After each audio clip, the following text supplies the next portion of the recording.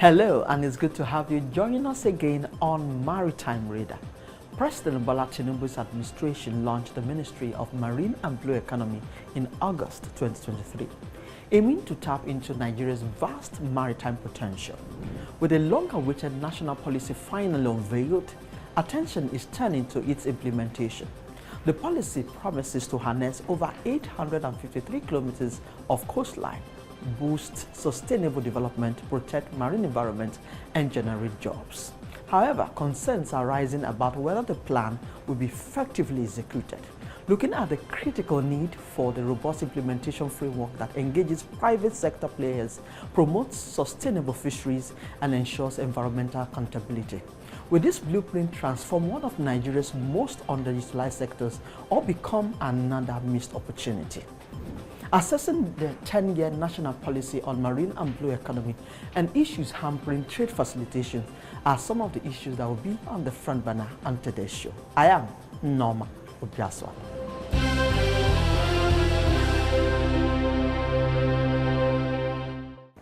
Trade agreements hold immense potential. They also present challenges for Nigerian freight forwarders, which includes complying with varying routes of origin, documentation requirements, and product standards across trade blocs. This can become complex and time-consuming. Freight forwarders must stay informed and up-to-date on the ever-changing trade regulations within these agreements to provide efficient logistical solutions to their clients. Moreover, trade agreements can influence cargo flows and demand patterns, affecting the choice of transportation routes and the logistics strategies. Understanding these shifts and adapting to the changing trade dynamics is vital for freight forwarders to maintain a competitive edge. Before we get further into today's lineup on the program, let's find out the latest in maritime news.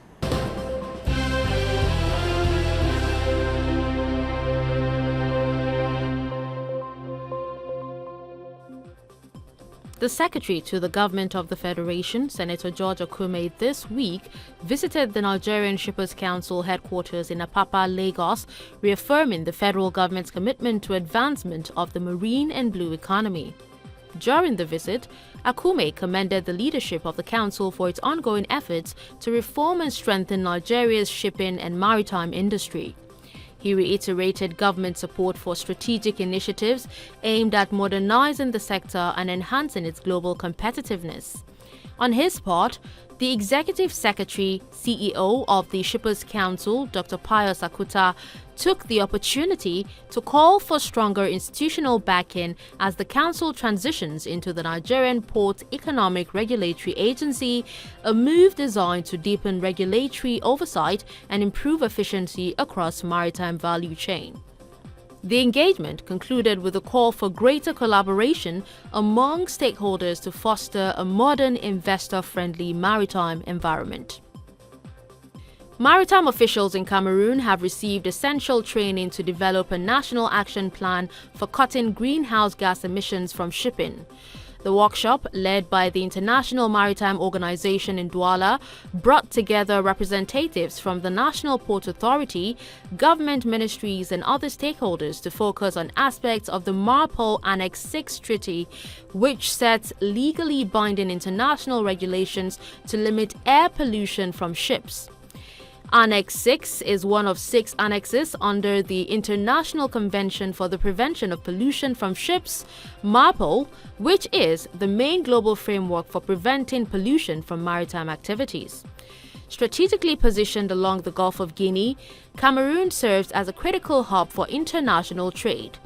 The ports of Douala and Kribi are essential gateways for cargo in Central Africa, and their proximity to key shipping lanes underscores their role in global maritime trade.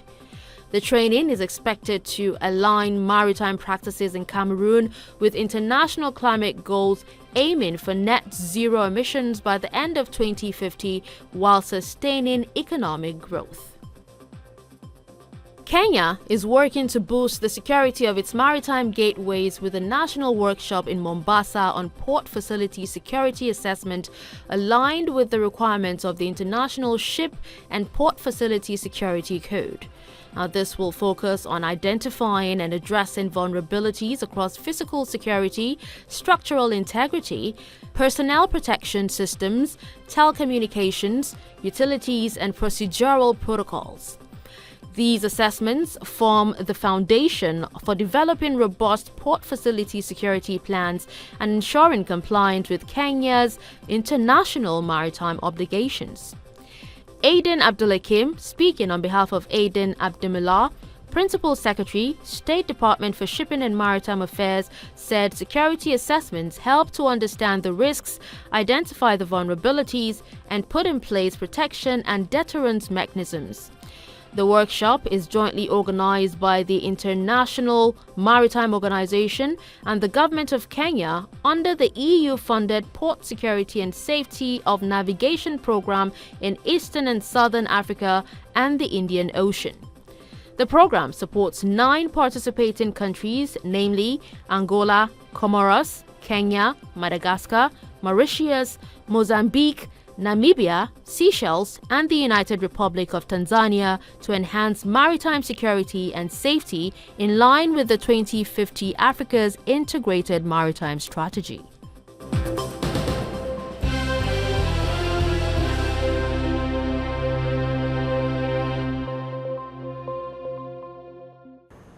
Welcome back. If you are just joining us, this is Maritime Radar. The African Continental Free Trade Agreement, which Nigeria is a signatory to, should be a transformative step for intra-African trade, aiming to create a single market for goods and services across the 54 African countries. But the challenges of infrastructural deficit, regulatory bottlenecks, and inadequate trade facilitation mechanisms threaten its efficiency and economic impact. On the flip is the critical role the Nigerian freight forwarders has to play in this regional trade, which, if it's to be achieved, will require rejigging and tailored modern innovations, and transparent operations becomes imperative. An advanced port infrastructure supports intermodal transportation, which means cargo can seamlessly transition between ships, trucks, trains, aircraft, enhancing supply chain efficiency. This should be the required. Our guest, Dr. Kayode Farinto, is the former acting national president of the Association of Nigerian Licensed Custom Agents at NAWCA and the MD CEO Wealthy Honey Investment Nigeria Limited. In this episode, shares on the newly approved national policy for the Marine and Blue Economy Ministry, issues hampering trade facilitation, and critical role freight forwarders needs to play to tap into the huge potential African Continental Free Trade Agreement offers. This and many more after this short break. Please stay with us.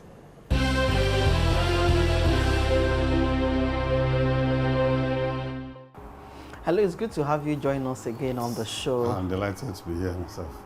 Okay, so let's start this conversation looking at the 10-year national policy of the marine and blue economy. Yeah. When you heard this, how did it come to you?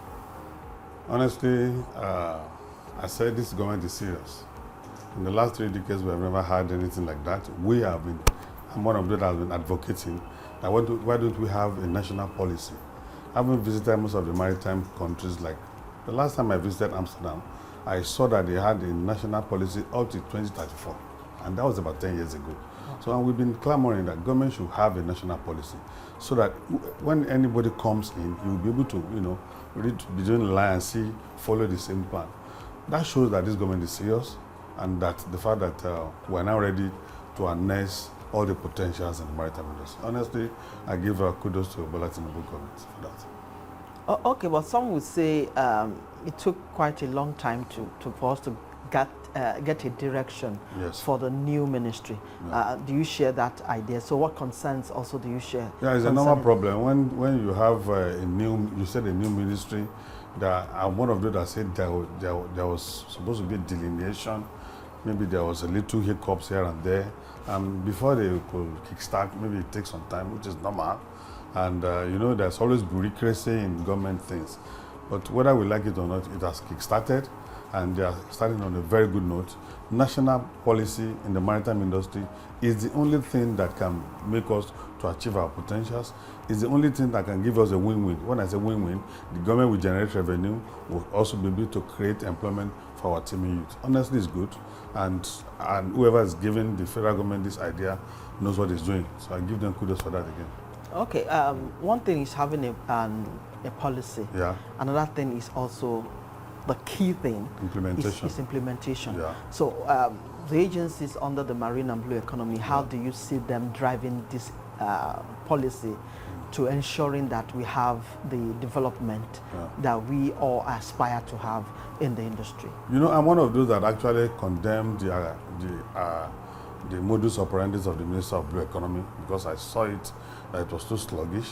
But now that it's coming up, means that it's woken up from the slumber, and going forward, it becomes the responsibility of everybody, particularly stakeholders in the industry, to make sure that we have already have a national policy designed by the government, its implementation, monitoring. The government needs to set up maybe a committee of the presidency that will monitor and ensure that this national policy is not distorted, is not veered from. You know, people will always bring in their own idea, thinking that they want to do it better. For the policy to be formulated, I'm very sure there must be technical know-hows and, you know, a committee of people who knows what they are doing to have come up with this. So all we need to do is that it is now a responsibility of everybody in the maritime industry, particularly with stakeholders, to make sure that this policy is implemented. And where we notice that it is not being implemented, maybe one agency is trying to veer away from it, we shout and let the government do. It now depends on advocacy on everybody, from everybody in the industry. What we need now is advocacy. Okay, so these key agencies are the implementers. Yes, they are. You know, the ministry will only give a direction, which it has given now. Yes, the implementers are these key agencies. Yes. So do you have, you think that they have a capacity to be able to implement this thing? Yeah, they should. The heads of agencies that you see now. They should. That's why the beautiful thing about the blue economy is that in every agency, they have management team. It is not surrounded to just one individual. If you are the DC or the DG or the CEO, of course, you have the directors under you to implement it together. So, and that's why I say we that are outsider, but we are also stakeholders in the industry, will now ensure that these various ministry, parastatals, they implement the policy as been laid down in the books. It's very important. Okay, coming down to your sector, which is the freight forwarding, you will see a number of issues or challenges. Before we go to my sector, I also want to say that, you know, I am one of those that said we have too many waters, too many untapped resources under the waters. And this national policy will make sure that government, achieve that. And I was delighted when I hear that I think Department of Fisheries and the other have been brought to blue economy. Yeah. It shows we are going forward. What we should also look at now is tourism, because on tourism alone, government can generate over $10 billion annually. That is if we know what we're doing. I have given many instances where government will need to be proactive in this area, and it depends on the other minister of blue economy. Now that we have a national policy, I want to take my time to study it very well. We also advise government on how we think this will be better off for the government, because all about is to generate revenue, create employment for the teaming youth, and we see to be moving forward. Because we are not moving forward, we've been rigmaroling, stagnated in the last few years, and that's not too good for us. I won't agree less. So let's come to freight forwarding also. A number of issues, or will you say it's challenges, seem to be affecting the Nigerian freight forwarding sector. Yeah. How do we begin, in your view, to address these seeming structural failures which is hampering trade facilitation in our ports? I'm one of those that believe that when government talk about ease of doing business, I say we don't have ease of doing business in the maritime industry. Yes, I've traveled quite a while and I see that ease of doing business is working in our airports very well. In the seaport, there are preponderance clogs here and there that is not even making the cargo to move forward. The first thing that we need to do is the issue of the national single window, which must be put in place. And unfortunately, when the federal government is setting up the committee, we don't have a single freight forwarder who can look at it, the policies critically, criticize this, and advise better. It must be a constructive criticism. You cannot shave my head in my absence. We want to have a national single window, but we don't have a freight forwarder or somebody who has a technical know-how, and that is what is lacking. I know that government has very lofty ideas in this area. Bring on board the freight forwarders, somebody who is sound in maritime issues, so that when you want to implement policies, it is his responsibility to say, this policy you want to implement, these are areas where they can be circumvented, these are areas where it can work, and that is when you see it will go seamlessly. But we are not even involved, and that's very, very unfortunate. I'm talking about structural defects. The government must begin to down-tune or downplay the idea of revenue generation when it comes to Nigerian Customs Service. What are the logistic performance index of every country, maritime country, which has been monitored by the World Bank? The first thing is that how easy can you get a cargo release in a seaport? And these are the things that is still militating against cargo clearance in our seaport. You hear Custom talking about they want to do advanced ruling, they want to do AEO, and many other things. These are instruments of WCO, but its implementations are not being monitored. Its implementation is just, it becomes a talk show. Can I get my cargo released under 24 hours? The answer is no. Because of the fact that we have too many customs departments that want to oversee cargo declaration. And that's not too good. Until government begin to downplay the issue of revenue at the expense of trade facilitation, we may not get it right. And that's why I'm one of those that say, when do we have a custom that will be autonomous in the maritime industry? Okay, we'll be looking more at the still the concerns of that revenue generation, and also policies of customs that will be reeled out over time. But that would be after this short break. Please stay with us.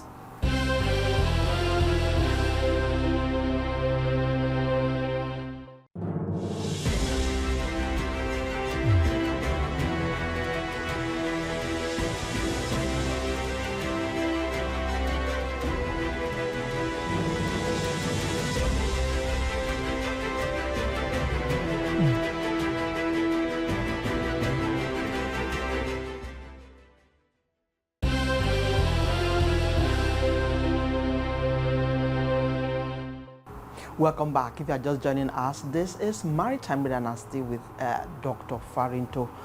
Before we went on that break, you were talking about trade facilitation, prioritizing trade facilitation above revenue generation. So I want to ask, the revenue that custom keep banding out, you also help in generating this revenue. What kind of relationship do you have with customs, and what do you think is the ideal relationship that you should have that will impact the industry? It's okay. Let me first talk about the issue of revenue generation. I wrote a book about 10 years ago, and the title of the book is Who Am I? I said I'm a trade facilitator and a revenue generator. The Nigerian Customs Service, it is erroneous to say Nigerian Customs Service is generating revenue. Because when you say somebody is generating revenue, that means that person is the one taking the money to the bank and paying to Federation account. We are the one generating the revenue. What customs does is to midwife the revenue that we have generated. But unfortunately, this particular sector, that is the freight forwarding and the customs brokers, that are playing a gigantic role in the economy of this country, has not even been appreciated by the federal government.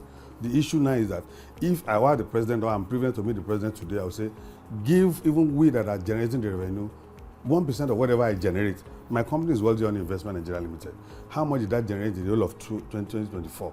If I have generated maybe 500 billion naira, give me 1% of whatever I have generated, and you will now see that I will not allow any of my importer to circumvent the procedure to subject the federal government. But we have a situation where everything that we do, it is custom that takes the glory, and that is not too good for us. In advanced climes, freight forwarders and custom brokers are more appreciated than that is done in Nigeria. And it's even our relationship is supposed to be a symbiotic relationship, but it's a servant-master relationship. And that's not too good, though. And that's why we're not on the same pedestal. Wow. That's that. So what has been done over the years to be able to address this relationship? Because if you have a cordial relationship, we should expect something better when it comes to the port. What happens at the port? It has to do with what is called idiosyncrasy of a leader. I remember I heard that English when I was doing my master's. Idiosyncrasy has to do with the attitude of a particular leader. You have been appointed as the DG of a particular leader. What are you bringing on board to add value? How do you see your stakeholders? Until you see the freight forwarders or custom providers as partners in progress, not master-servant relationship, that is when you can get it right. And that is why you can change the scenario. But a situation where the various officers, the various Controller General of Customs that have come, have seen freight forwarders as never do well, or people that we can beat today, don't cry tomorrow, they are not partners. Meanwhile, the World Customs Organization Yearbook 2013 said, see your custom brokers as your partners in progress, as stakeholders moving forward.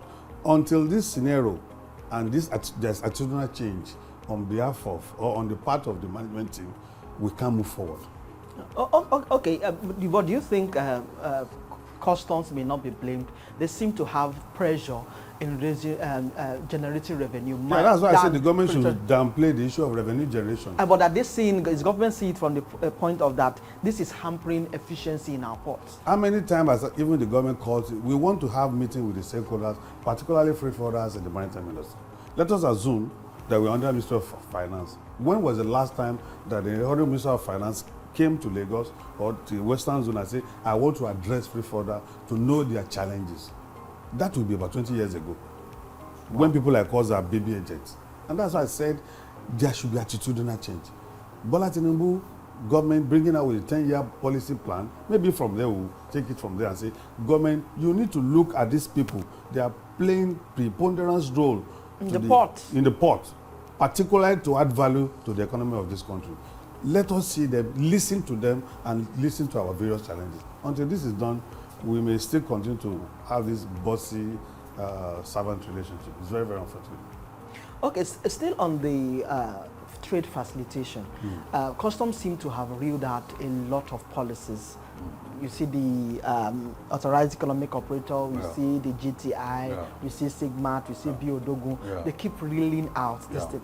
But I don't know, has it been impactful? What has been the issue? Is it the policies, implementation, or those things? What is the missing link? The missing link is its implementation. And that's why I said until there's attitudinal change on behalf of the officers. Let us take one issue for an example. I remember about 4 years ago when WCO insisted that the Nigerian government should do what is called time release. Time release study is a situation where when the vessel berths and unstop whatever is its contents, the WCO wants to know at what point was the cargo released or gotten to the concerning wells, what are the impediments to trade, and how seamless is the operation. Since that time, everything has been doing on the board. You know, our problem in this country is that when there's pressure on federal government passes the pressure back to them, and before you know it, there will be a talk show. We do everything with talk show. Its implementation is zero.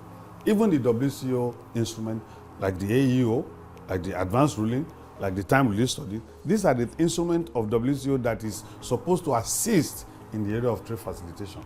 But its implementation has always have bottlenecks because of human elements. Okay, away from freight forwarding and our ports, as we hope that this will not only be conversations, this will be solutions that will be put together to be able to drive our port, because we need to be competitive. We say we are the giant of Africa. Within the West Africa, we are not even playing. We are not even competing with other countries in the West Africa. So we come to another issue in the industry that has been for a while. The Cabotage Act and the CVFF was introduced 2003, if I'm correct. And it's taken how many years? Over about 22 years now. And now we have another promise. Another promise of disbursement. And this time, the date is August. What do you think? What makes this promise different this time? Do you think it's something the industry are still believe in any of these promises? What makes it different this time? We believe that for government to have brought out a 10-year national policy, it shows that they must have also discussed the issue of the fact that our indigenous ship owners are going to extinction. And I'm very sure that are going out, they have. Okay. I don't want to say gone, they are going. One of the key things that government will be looking at is that in the next 3-4 years, why don't we have our own national carriers? or vessels or whatever. And what is the role of indigenous ship owners? I'm sure this must have woken the zeal to want to disburse the money and see how it is even implemented. So I want to believe this time around it will be implemented. Okay, I join my feet with yours because in Jesus' name it will be implemented. The implementation is critical to drive, look at our seafarers. Maybe in the next few years we might even it's a key to a lot of things. Yes, a lot of things. To drive our shipping industry. We see that foreigners have taken over. They have taken over it. They've taken over even freight forwarding. Yes, yeah, I know. Taken over. You understand? So, but if we have, if this is disbursed and we have a national carrier, just as you mentioned. You know, a lot of issues in the industry, it will drive the industry so much that we couldn't even believe that. Let me even tell you this. I was a member of the Governing Council and I saw the rate at which foreigners are taking over freight forwarding. And I predicted that if care is not taken, what happened in South Africa may likely happen in Nigeria. Xenophobia, where they start attacking foreigners. Because in freight forwarding is supposed to be indigenous of. If you have a bill of lading in Cotonou Port, as a Nigerian, as an African, I can't clear anything. I put up a paper and I said, let us indigenize our freight forwarding. You see a lot of companies coming on board now, taking over freight forwarding, telling you they are doing door-to-door step. And government must begin to listen and look at it. People who have been feeding before now are unable to have bill of lading to clear cargo. When multinational, all in the name of multinational, these foreigners, Indians, or what have you, and even Chinese will now come, taking over freight forwarding job, which is supposed to be ingenious. It has its implication, security-wise. Because when you are now bringing in arms and ammunition, these are the people that are still bringing it in, they will facilitate its clearance. Psychotropic substances like drug and what have you are also slipping our waterways because of the roles of these foreigners in freight forwarding. And that's why I suggested that let us indigenize our freight forwarding. They came into shipping, you people kept quiet, so they had to move. We've been shouting, but they muscle us because they will tell the importer that they will even finance your cargo, cleared for you, and you pay them back after 90 days. How many of us have this flow of capital? They have support from their country, which we don't challenges. have. I look forward to you coming together, having a voice. Yeah. And because you must push this narrative in the industry, yeah. that we also are stakeholders, yes. that we also belong to this industry, yeah. and our voice must be heard. Yeah. I want to see freight forwarders come together yeah. and speak in such one voice. We will keep talking about it. We'll keep bringing, giving the opportunity for you to keep speaking to these issues, and we know that our minister Adegboyega Oyetola is listening and will be able to address this issue. Is being Dr. Kayode Farinto. He is the former acting national president at NAOCA and also the MD CEO Wealthy Honey Investment Limited. Thank you for your time and your thoughts on the show. Thank you for always lending your voice to industry issues, and we hope that someday we are seeing improvement. This government is listening because there are changes. Yeah, there are changes. And we expect more, and we know we'll get more. Hope so. We also know that customs will also listen. Oh, definitely. And they must change. Thank you very much for your time. Thank you for having me.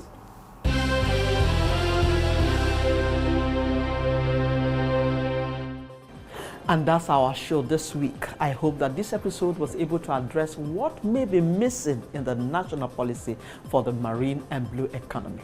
Join us every week on Maritime Radar to explore potentials that will ensure the development of the maritime sector in Africa. You can also expect the latest in global and local maritime news, plus industry insights right here. I am Norma Obiaswalo. Many thanks for your time, and see you again next week.